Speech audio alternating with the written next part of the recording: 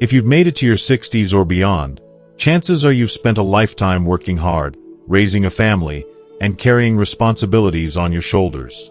Maybe you've given so much of yourself to others that you sometimes forget what it means to simply enjoy your own life.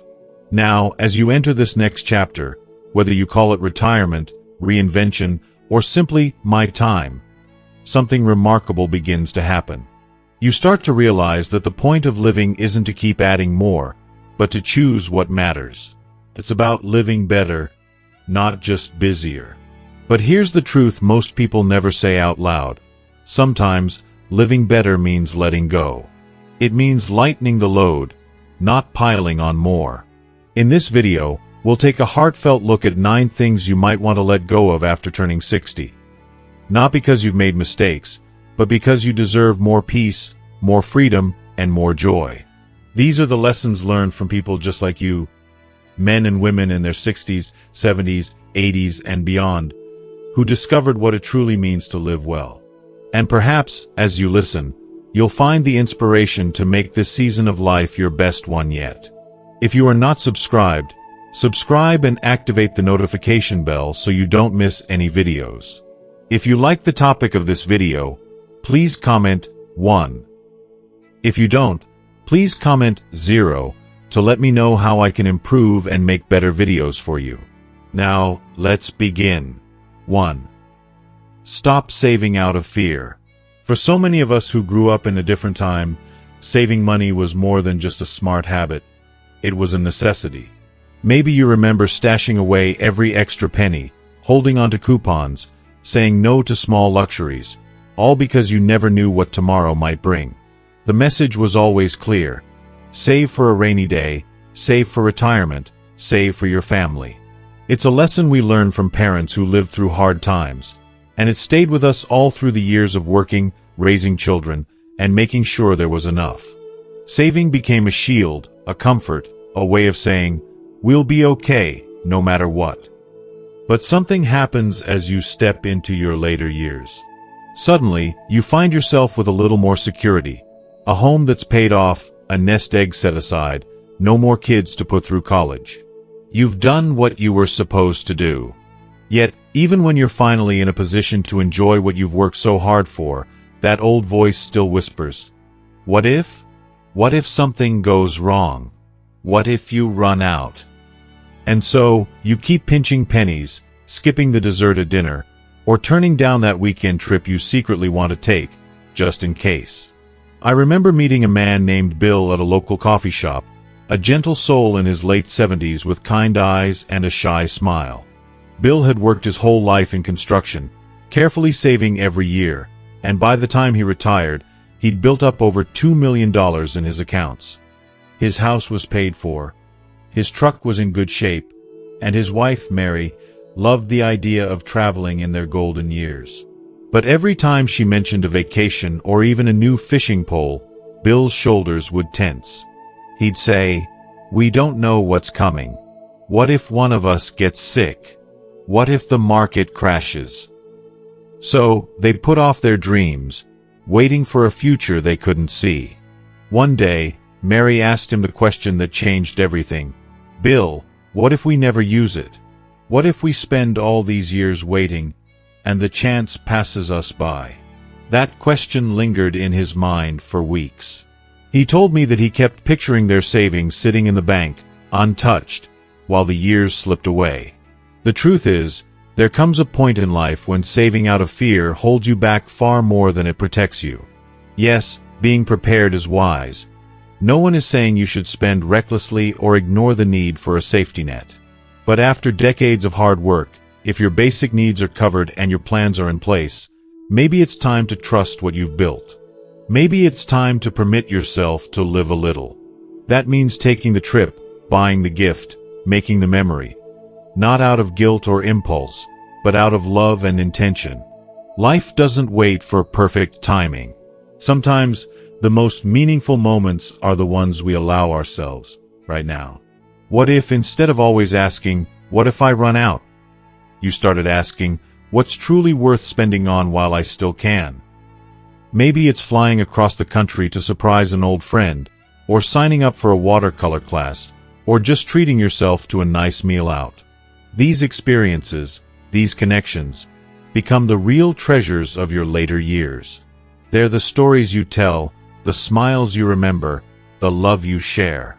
Bill and Mary did eventually take that trip, a quiet week in the mountains, fishing and laughing and breathing in the freedom they had earned. Bill told me years later that he'd never regretted a single dollar spent on that memory, but he did regret all the time he spent worrying about it. So if you're reading this and you recognize yourself, know that you are not alone. Saving is important, but so is living. You've done the hard part. Now, let your savings serve you. Let your life be filled with moments that matter, not just numbers on a screen. Because your time is now, and you've earned the right to enjoy it. 2. Stop spending on what doesn't bring you joy. After decades of caring for others and making sacrifices, it's easy to fall into patterns when it comes to spending. So many of us are creatures of habit. We buy certain brands out of routine, pick up things because they're on sale, or purchase gifts out of a sense of obligation rather than genuine desire. Sometimes, we spend because we feel pressured by family expectations or the unspoken rules we've carried with us since childhood. Over the years, it adds up. Closets filled with clothes that never see the light of day, kitchen drawers crammed with gadgets bought on a whim, shelves stacked with trinkets that gather dust. But if you pause and ask yourself honestly, how much of what I spend my money on actually brings me joy? The answer might surprise you. I remember a woman named Barbara, lively and sharp-witted, who once told me about her wake-up call. For years, Barbara took pride in finding the best deals. She could sniff out a sale like nobody's business. Her grown children always received gifts on every holiday, and she never arrived at a family gathering empty-handed. Yet, as the years rolled on and her home grew quieter, Barbara started to realize that much of what she purchased was just stuff. Things she thought she was supposed to buy, or that she hoped would make someone else happy. She admitted to me, almost sheepishly, that she still had unopened boxes from last Christmas, items she had already forgotten. But when Barbara looked back on the last decade, what she cherished most wasn't any of those gifts or gadgets. It was the time she spent flying out to see her sister in Seattle. A $600 plane ticket that, in her words, bought a weekend of laughter, late-night stories, and the feeling of being truly alive. That trip left her with more happiness than any bargain or material possession ever had. The truth is, after 60, you've earned the right to be deliberate about how you spend your money. This is the time to align your dollars with your deepest values and desires, not just old habits. Maybe your heart lights up at the thought of a family road trip, or perhaps you dream of quiet afternoons with a good book and a warm cup of tea. Maybe you want to invest in a recliner that finally helps your back feel comfortable, or you'd rather treat your grandchildren to ice cream on Sunday afternoons. Whatever it is that brings you joy, focus on that. Let it become your new why when you decide how to spend. If you are still watching this video and find these lessons useful, please comment 1 below to let me know that you are still here with me. It's time to let go of spending rooted in guilt, social pressure, or the urge to impress others. You don't have to buy things to prove your love or to keep up with neighbors and friends. Joy rarely comes with a price tag, and some of the richest moments are also the simplest ones. Sitting on the porch with a loved one, sharing a home-cooked meal, taking a stroll in the park. These moments cost little, but their value is immeasurable. Before you open your wallet, ask yourself, does this purchase add meaning or happiness to my life? Am I spending to fill a void, or to make a memory? If the answer isn't clear, it's perfectly okay to walk away. The world will keep turning, and you'll feel lighter for having chosen wisely. Barbara told me, with a twinkle in her eye, that after letting go of spending for the sake of spending, she finally felt in control, and genuinely content. Her life wasn't any less full. If anything, it was fuller. The clutter faded, replaced by space and peace, and the things she chose to buy became tokens of love, not reminders of obligation. So, as you move through this chapter of life, permit yourself to spend with intention. Make every dollar a reflection of what matters most to you. Because the greatest wealth isn't in what you own, but in the happiness you create, one joyful, purposeful decision at a time. 3. Stop trading time for money. There comes a moment, somewhere after 60, when you start to realize just how precious your time is. For so many years, work and earning a living were inseparable from your identity. Maybe you clocked in at the factory before the sun was up, or spent decades behind a desk, building a business from scratch, or teaching classrooms full of bright-eyed students. No matter what path you walked, the rhythm of your life was often dictated by the need to provide. Showing up, doing your job, collecting that paycheck, and starting all over again the next week. Work became more than a way to survive. It was a source of pride, structure, and even purpose. But as you step into your golden years, the equation starts to shift. Time, which once felt abundant, becomes noticeably more precious. Each sunrise and sunset feels a bit more significant. There is a quiet, honest question that begins to tug at your heart. Am I still working because it brings me joy, or just because I'm afraid to stop? I met a man named Harold, who had taught high school for over 3 decades. Teaching was his passion. He loved seeing students grow, watching them learn, and knowing he played a part in shaping their futures. For years, people asked him when he'd retire. He always answered, "When I stopped loving it."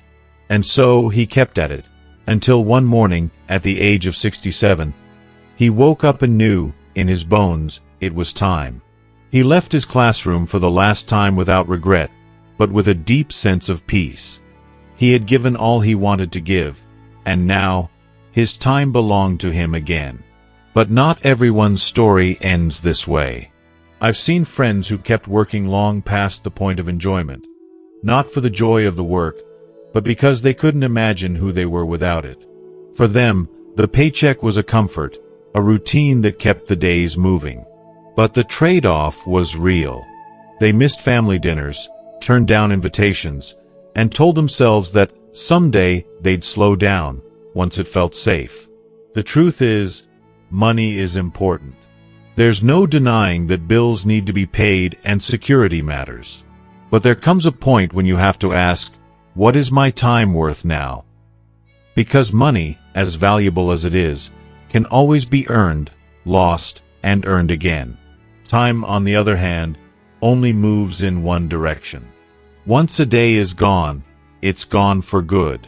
If you still find meaning, energy, and joy in your work, then by all means, keep doing it.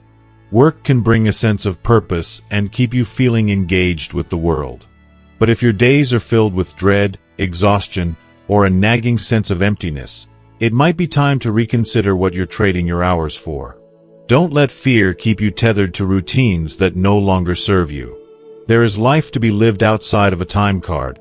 Moments with grandchildren, mornings spent walking in the neighborhood, afternoons exploring a long-forgotten hobby. I once asked a group of retirees what they missed most about their working years.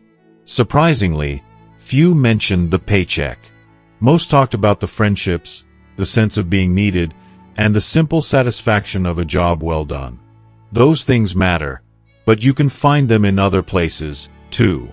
Volunteering, mentoring, joining a club, or even just taking time for yourself. The greatest lesson, perhaps, is to recognize that your time is now your most valuable currency. Spend it wisely. Let go of guilt about slowing down, and embrace the freedom you've worked so hard to earn. This is your chapter to write, so make sure it's filled with meaning, not just busyness. The world will still turn, and you'll find new purpose in the space you create for yourself. 4. Stop putting off experiences. There's a strange comfort in telling ourselves, someday, I'll do that. For much of life, it's the refrain that keeps us going. I'll take that trip next year, learn the piano when I have more time, visit my childhood friend when things settle down. But as the years stack up, someday has a way of drifting farther and farther into the distance, until one day we look back and wonder where all that time went. I once knew a couple, Jim and Carol, who spent decades dreaming of driving across the country in an old Airstream trailer. They'd talk about it at the dinner table, trace possible routes on maps, and even keep a list of small towns they wanted to see. The money was there. The dream was real. But every year, there was always a reason to wait. Carol's part-time job, Jim's hesitation to leave the garden during peak season, a family event on the calendar. Next summer, they'd promise each other. Next year for sure. Then, one winter, Jim had a health scare. It wasn't life-threatening, but it was enough to shake them both awake. Suddenly, they realized that the open road wouldn't wait forever. That spring, Jim and Carol finally packed up, hit the highway, and spent 6 joyful months wandering backroads, tasting homemade pie in tiny diners, and collecting stories they'd be telling for the rest of their lives.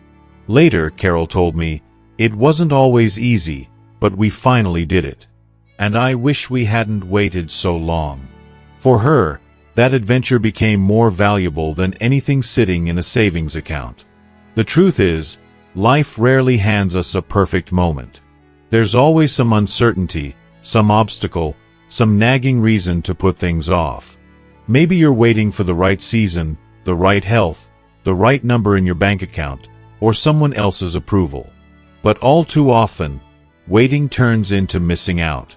Work becomes the excuse, routines become the reason, and before you know it, precious years have slipped through your fingers. Think about your own someday list. Is there a letter you've been meaning to write, a class you want to take, or an old friend you've wanted to call? Maybe you long to see the ocean again, or revisit the place where you and your spouse first met. Whatever it is, ask yourself, why not now? The world is still full of wonder, and you're never too old to experience something new. Every day is a chance to make a memory you'll cherish. Sometimes behind all the waiting, there's fear. Fear of change, fear of disappointment, or fear that you might be judged for putting yourself first for once. But imagine if you let go of that fear, if you permitted yourself to say yes instead of maybe later. You don't need to wait for retirement or until everything is perfect. You don't need to wait for someone else to tell you it's okay. The greatest regret for many people isn't what they did, but what they never allowed themselves to try. I once heard a wise person say, "Don't count the days, make the days count." Even if you start small, taking a single step toward a long-held dream can breathe new energy into your life. Sign up for the art class, take the afternoon drive, call a friend. Permit yourself to live now. Not in 5 years, not next season, but now. Life is unpredictable, but it is also beautifully full of possibilities for those brave enough to seize them. So, if you find yourself hesitating, remember Jim and Carol, and all the people who waited until the last minute to live the moments they'd been dreaming of. Don't let your best days be forever postponed. Say yes to new experiences, and watch how your world grows richer, one cherished memory at a time. 5. Stop neglecting your health. For so many of us, thinking about health used to mean worrying about the big stuff. Heart attacks, broken bones, the numbers on a blood test. When we were younger, it felt like we had all the time in the world to bounce back. Miss a checkup? There's always next year. Skip a meal or two, pull an all-nighter, or put off exercise for a rainy day. It never seemed like a big deal. But as the decades pass, something shifts. Suddenly, the aches and pains linger a little longer, the stairs seem a bit steeper, and the calendar fills with more doctor's appointments than dinner invitations. I once met a woman named Linda at a local park, walking slowly but steadily around the pond. She told me she had always prided herself on being too busy to worry about her health. She'd taken care of her family, worked long hours, and put everyone else first. It wasn't until her mid-60s, when a bout of pneumonia landed her in the hospital, that she realized how fragile health can be, and how much she'd taken it for granted.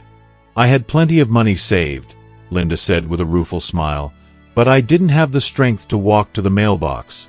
All those retirement plans meant nothing if I couldn't enjoy them." That hit home for me, and for so many others I've known.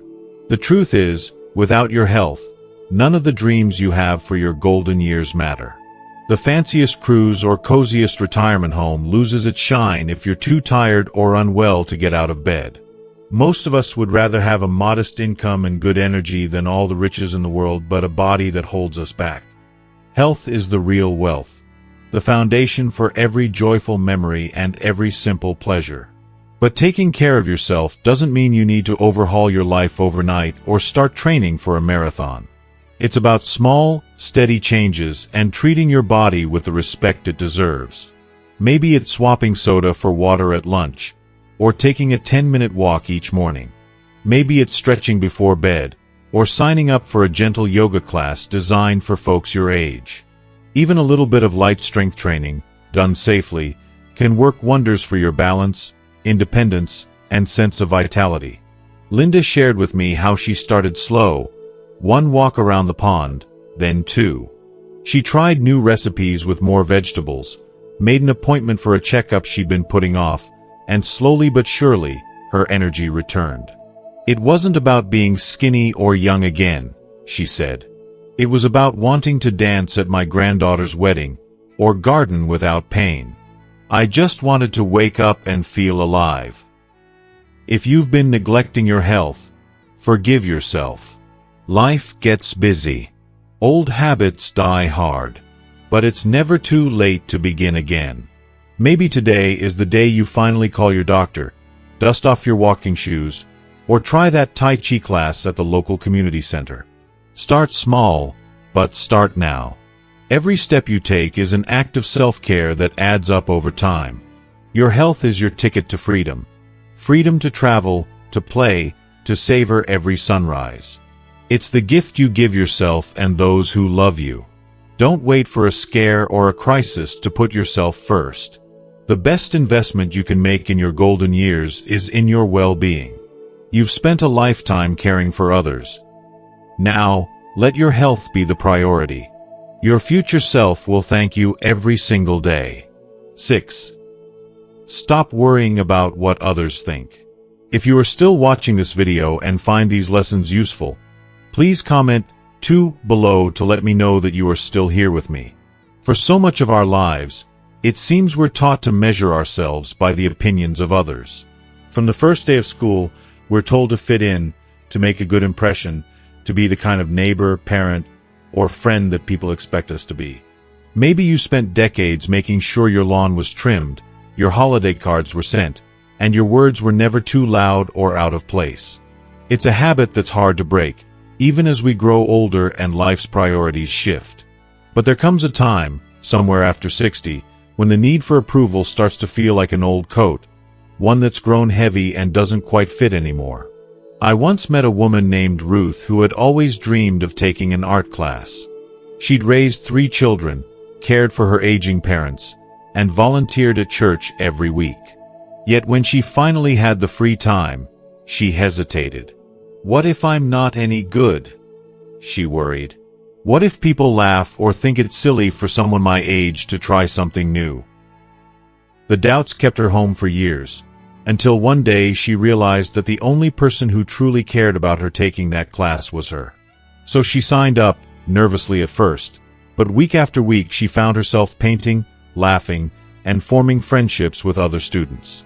Ruth's paintings weren't masterpieces, but they were hers. She said, "I wish I hadn't waited so long. It felt like I was finally doing something for me, not for anyone else, not to impress, just because it made me happy." The truth is, the older you get, the more you've earned the right to be yourself, fully and unapologetically. Want to wear bright red sneakers to the grocery store? Do it. Feel like saying no to a family gathering because you'd rather have a quiet night at home? That's your right. If you want to travel solo, take up ballroom dancing, or simply spend your afternoons reading in the sun, no rule says you have to explain yourself to anyone. Of course, it's natural to care what loved ones think. But living your life for the approval of others can leave you feeling empty and invisible, like you're living someone else's story. I once read about a hospice nurse named Bronnie where, who wrote about the regrets of people nearing the end of life. The most common regret she heard was this: "I wish I'd had the courage to live a life true to myself, not the life others expected of me." Let that truth settle in. Too many people look back and realize they spent their best years trying to please everyone but themselves. You've given enough. You've shown up, played your part, and been a steady presence for so many. Now, it's time to live a life that feels authentic, one that reflects your values, your quirks, your dreams. Let go of the pressure to fit in, to explain, to apologize for who you are. Speak honestly, say yes when you mean it, and no when you don't. Allow yourself the freedom to pursue what makes your spirit sing. The beauty of aging is the freedom it offers, the chance to stop worrying about the noise around you and finally listen to your own heart. Your story is uniquely yours, and there's no age limit on self-expression, discovery, or joy. When you let go of what others think, you make room for real happiness, the kind that isn't measured by approval, but by the peace and satisfaction you feel inside. Don't look back with regret. Step into this season of life with confidence and gratitude for the person you are. The world needs your wisdom, your authenticity, and your light, just as you are. 7. Stop watching the doom and gloom. Somewhere along the way, turning on the news became part of the daily routine. Maybe you start your morning with a cup of coffee and the local news, or you keep the TV humming in the background all day. It's natural to want to stay informed, to know what's happening in the world, especially as life slows down and the circle of people you see every day grows smaller. But lately, it feels like every headline is a disaster, every segment a reminder that the world is getting scarier and more divided. There's always something to worry about, and after a while, it's hard not to let that worry seep into your bones. I remember visiting my friend John, a retired firefighter in his late 70s. His living room TV was always set to one news channel or another, the volume just a little too loud. John could tell you every statistic, every political argument, and every latest crisis. Yet as the weeks went by, he seemed more anxious and withdrawn. He started sleeping poorly, felt irritated by the smallest things, and grew convinced that the world was falling apart. It wasn't until his granddaughter visited one afternoon, turning off the news and coaxing him outside to play catch in the yard, that John remembered what it felt like to laugh, to breathe fresh air, and to live in the moment. The truth is, while it's important to stay informed, there's a fine line between being aware and being overwhelmed. The 24-hour news cycle isn't designed for your peace of mind. It's designed to keep your attention, to keep you coming back for more. And often, that means focusing on the negative. Fear, anger, and tragedy sell. After hours of watching, you might find yourself tense, sad, or even hopeless, wondering if there's any goodness left in the world. But there is goodness, so much more than the headlines would have you believe. There are neighbors helping neighbors, children growing and learning, music being made, gardens being planted, and moments of kindness happening every day. The world is still full of beauty and hope, but you have to look for it, and sometimes you have to choose it. Limiting your news intake isn't about burying your head in the sand.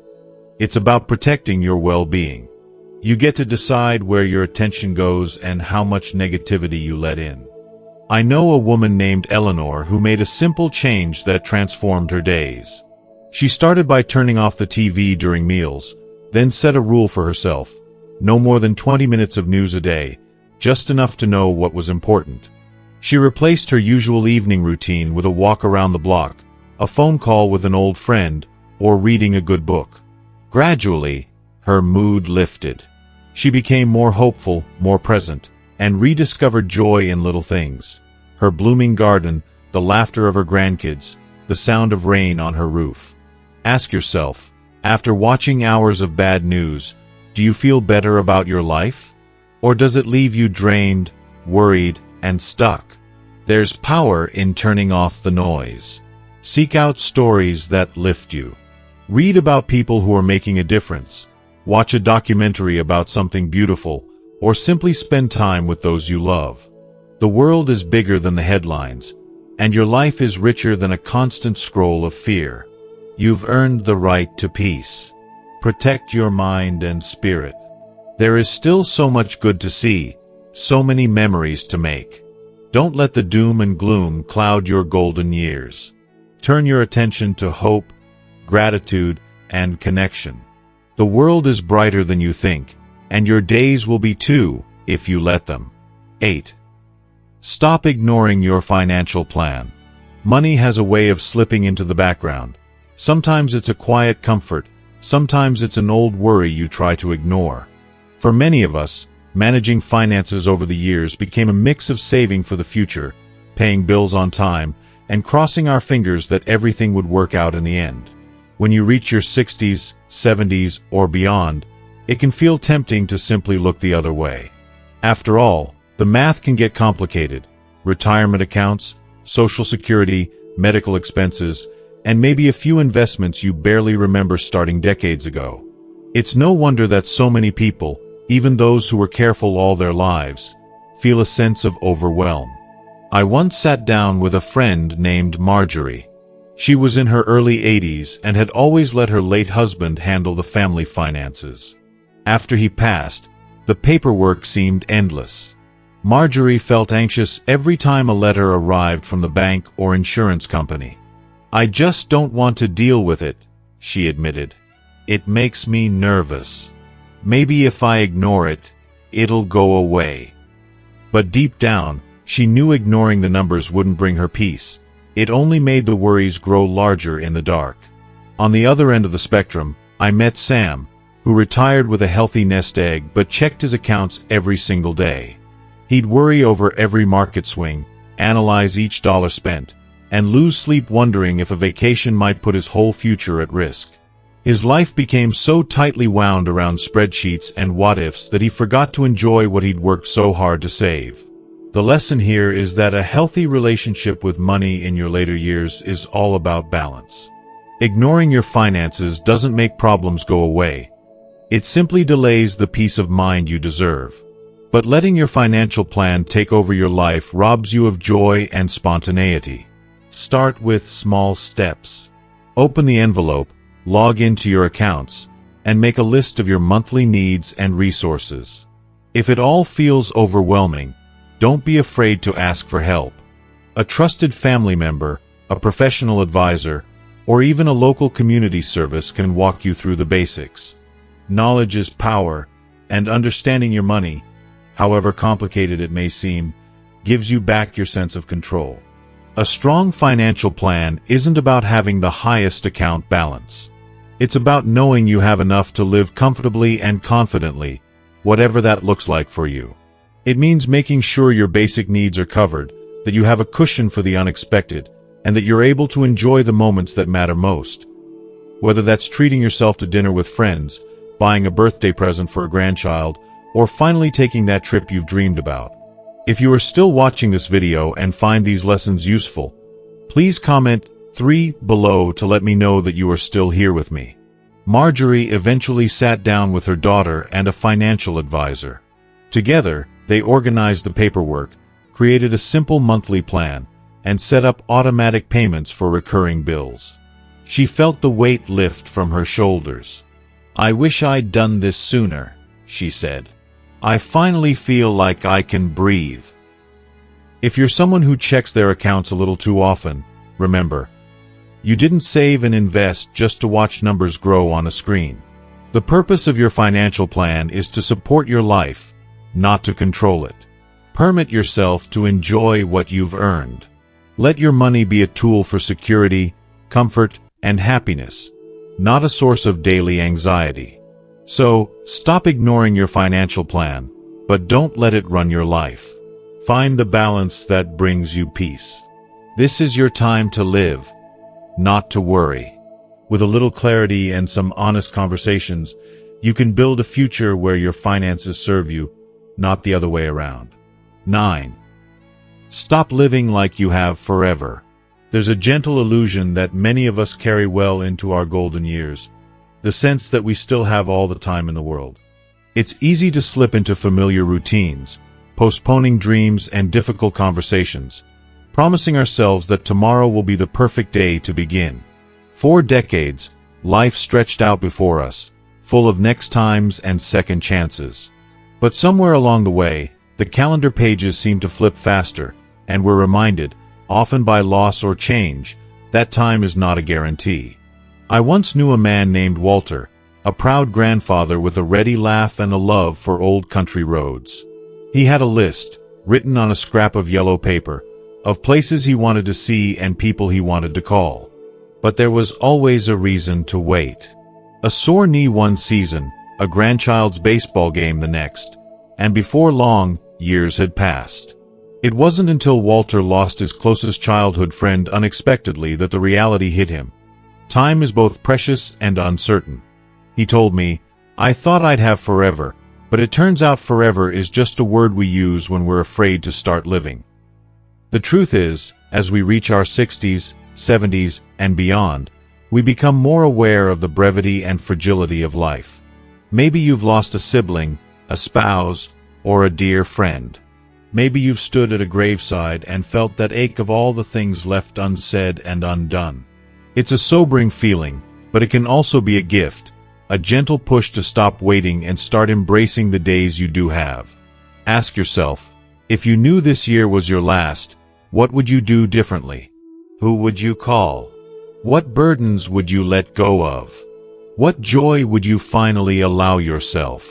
Most people, when faced with these questions, find the answers come quickly. A trip they've been meaning to take, a letter they've wanted to write, a simple "I love you" waiting to be said. The real question is, what's stopping you from doing some of those things now? You don't need a crisis to wake up to life's possibilities. You don't have to wait for permission or the perfect moment. The most meaningful changes are often the smallest. Apologizing to an old friend, planting a garden you've always wanted, booking a ticket to see your favorite band, or simply deciding to be present at the next family dinner instead of sitting quietly on the sidelines. Walter eventually began crossing items off his list, one by one. He visited an old fishing spot with his grandson, called a cousin he hadn't spoken to in years, and started keeping a journal of the ordinary, beautiful moments of each day. It wasn't about doing everything, he told me. It was about doing something, while I still could. This isn't about living in fear of the clock, it's about honoring each day as the unique gift that it is. It's about living on purpose, with intention, and recognizing that the present moment is the only one truly promised to us. Don't let years go by waiting for life to get easier or more certain. Stop living as if you have forever, and instead, start living as if each day counts, because it does. You are here. You are breathing. You have today. Let that be enough reason to pick up the phone, open the door, or say yes to something that's been on your heart. The future will come in its own time, but today, this day, belongs to you. Make it count. As the years add up, there's a quiet wisdom that settles in, reminding us that life is not about holding on tighter, but about letting go more freely. Looking back, you might see all the moments spent worrying, saving, pleasing, or waiting. Moments that seemed so important at the time, but now feel lighter in the rearview mirror. If there's one lesson that life after 60 teaches us, it's that true freedom comes not from having more, but from carrying less. Less fear, less regret, less pressure to live up to someone else's story. Maybe you recognize pieces of yourself in these stories. The cautious saver, the giver who puts everyone else first, the person who's always waiting for the perfect day. Or maybe you've already started letting go, making space for new experiences and memories. No matter where you are on this journey, remember, you've earned the right to live with intention, to choose joy, and to fill your days with meaning that matters to you. So, as you move forward, I hope you give yourself permission to release what no longer serves you and reach for what makes your heart lighter. Take the trip. Make the call. Say yes to a new adventure, even if it's as simple as a walk at sunset or an honest conversation with a friend. And if this story resonated with you, I'd love for you to share your thoughts in the comments below. Tell us, what are you ready to let go of, or what experience are you saying yes to? If you found this video helpful, please like, share, and subscribe to our channel for more stories and wisdom for living your best years. Thank you for being here. You're proof that it's never too late to live fully and love deeply.